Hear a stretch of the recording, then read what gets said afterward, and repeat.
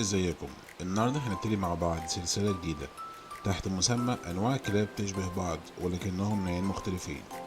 والهدف من السلسلة دي توضيح الفرق بين أنواع الكلاب ممكن يكون شكلها من بره يصعب تفريقه، ولكن طبعهم مختلف تماما. والنهارده هنبتدي مع أول نوعين، وهما الأمريكان بيتبول والستافورشاير بول تيرير. هنتكلم الأول عن الأمريكان بيتبول. هو كلب متوسط الحجم، تم تهجينه في بداية القرن التمنتاشر عن طريق المهاجرين الأمريكان، لما هجنوا نوعين كلاب منقرضين حاليا، وهما الأولد إنجليش بولدوج والأولد إنجليش تيرير. مما نتج عنه كلب قوي جدا جسديا وعضلي وسريع الحركة، وللأسف تم استخدامه في رياضات عنيفة وممنوعة دوليا زي قتالات الكلاب والتيران. تم استخدامه كمان في صيد القوارض للتخلص منهم.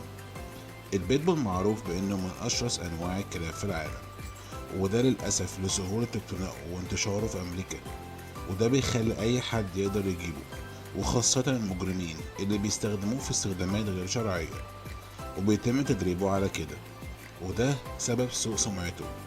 ده غير بسبب جيناته، وهو بطبيعته عنده عدائية تجاه الحيوانات التانية، ولكنه إذا تم تدريبه بشكل صحيح من سن صغير فبيطلع معاه كلب ممتاز جدا، لأنه من أوفى أنواع الكلاب في العالم تجاه صاحبه وأسرته، وغالبا ما بيكونش شرس تجاه البشر إلا إذا تم استفزازه أو تدريبه على كده. النوع التاني معانا النهاردة هو الستافورشاير بول تيرير، واللي بيشبه كتير البيتبول ولكنه مش بيتبول، لكنه نوع كلب إنجليزي الأصل.